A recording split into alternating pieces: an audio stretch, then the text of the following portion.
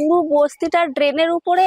বৃষ্টি হলেই ড্রেন ভেসে গেলেই অবস্থা খারাপ। এটা পুরো ড্রেনের উপরে আমরা বসে আছি। ছিল ড্রেন হয়ে গেল বস্তি। ব্রিটিশ জমানার ড্রেনের উপরই তৈরি আস্ত একটি বস্তি।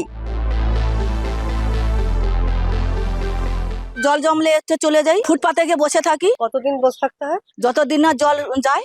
রাতে বিতে যদি বৃষ্টি হয়ে যায়, নিচের সব কাগজপত্র বলুন, আলমারি বলুন, ফ্রিজ বলুন, সবার সব ক্ষতি হয়ে যায়।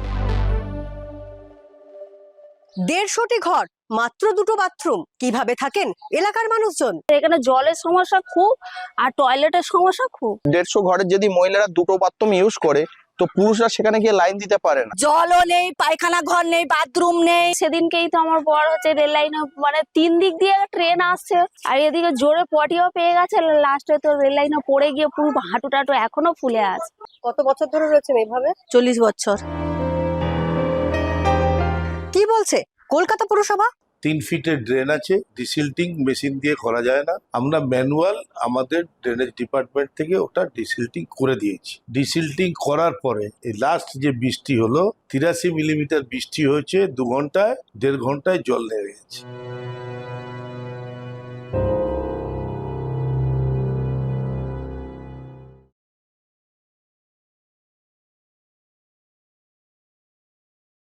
ফলো করুন আনন্দবাজার.com।